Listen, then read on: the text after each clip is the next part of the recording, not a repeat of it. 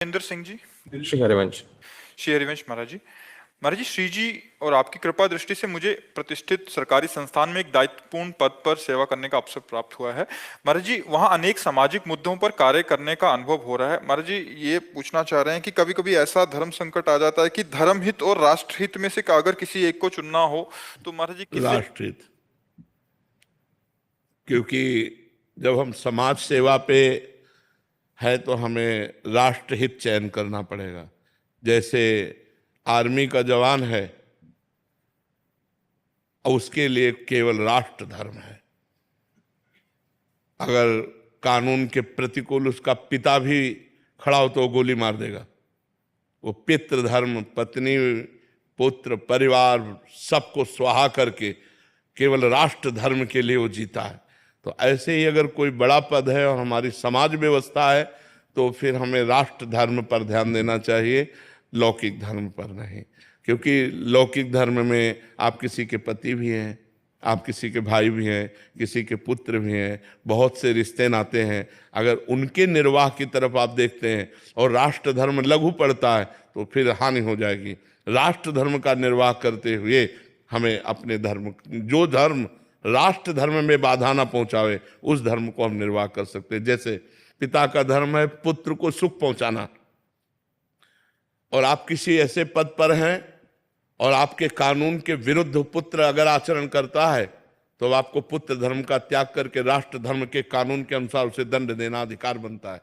ये नहीं छोड़ देंगे कि हमारा पुत्र है, पुत्र हो या शत्रु हो, अगर वो हमारे कानून के खिलाफ पाया जाएगा तो एक समान दंड उसको दिया जाएगा। उसे राष्ट्र धर्म कहते हैं, क्योंकि वो राष्ट्र धर्म पे चल रहा है, वो सांसारिक धर्म पे नहीं चल रहा है। इसलिए राष्ट्र धर्म की प्रधानता रखनी चाहिए।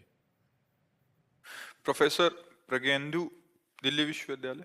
राधे राधे। राधे राधे महाराज जी। महाराज जी, आप कह रहे हैं कि माफ करने की आदत कैसे डाली जाए, चाहे अनुभव नकारात्मक हो या सकारात्मक, दूसरों को माफ करना कैसे अंदर? वैसे ये भजन बल से आता है माफ करना।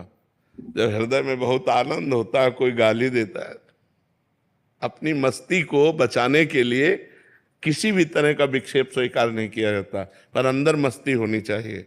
जब भजन की मस्ती होती है, कोई पीछे से थप्पड़ भी मार देना, अब अंदर मन प्रश्न कर रहा है, इसने थप्पड़ मारा, हाँ तुम्हारे प्रारब्ध हैं, तुम्हारे प्रारब्ध है, पूर्व का पाप है, उसको भोग लो, राधा राधा राधा राधा। वो उधर देखता भी नहीं है, तो गाली दे, अपमान कर। देखो, इस जगत की एक रीति है कि हम आपको लाखों प्रकार से सुख पहुंचावें, लेकिन जब आपका नंबर आएगा तो आप हमें दुख ही देंगे, सुख नहीं देंगे।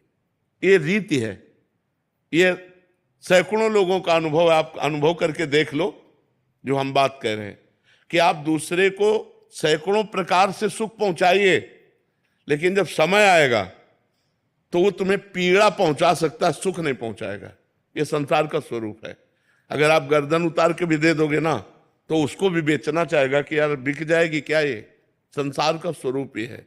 तो जब तक हम अध्यात्म में नहीं चलेंगे तब तक संसार में क्षमा शब्द तो प्रयोग होना बहुत कठिन है, क्योंकि संसार ऐसा है, आप करो हित और वो आपका करेगा हित, आप करो उसके लिए सहयोग और वो आपकी कटिंग करेगा, वो आपको नीचा गिराना चाहेगा। ये संसार का स्वरूप है। तो जब तक भागवतिक भाव नहीं आएगा तब तक आप समाज को नहीं झेल सकते। क्षमा शब्द प्रयोग नहीं होगा, वहां दंडे शब्द आएगा। अहंकार जब प्रस्फुटित हो जाएगा तो ये क्षमा नहीं करेगा। क्षमा तो बहुत बड़ा बल है। क्षमा बहुत, जिसके अंदर क्षमा बल आ गया, बहुत बड़ा बलवान हो गया वो, कि वो गाली दे रहा है, वो अपमान कर रहा है, लेकिन आप उसे क्षमा कर रहे हैं। ये तो संतों की बात होती है। उमा संत कहे यही बड़ाई, मंद करत जो करे भलाई। वो बुरा कर रहा है लेकिन हम तुम्हारा भला कर रहे हैं, यही साधुता है। ये भगवान के भजन से आती है। अगर भजन नहीं होगा तो नहीं हो सकती। एक दो बार तो ठीक है, हमने आपका हित किया, आप हमारा अहित कर रहे हैं तो जलन पैदा होगी, और एक बार आएगा कि यार बाबा ने कहा तो क्षमा करो, क्षमा कर दिया। लेकिन जब दोबारा आएगा तो आप इतनी जोर से क्रोधित होंगे कि क्षमा शब्द भूल जाएंगे, उसको दंड देने पे उतारू हो जाएंगे। और यदि भजन चल रहा है तो वो क्रोध का समन हो जाएगा। भजन नहीं तो क्रोध का समन नहीं होगा। जी।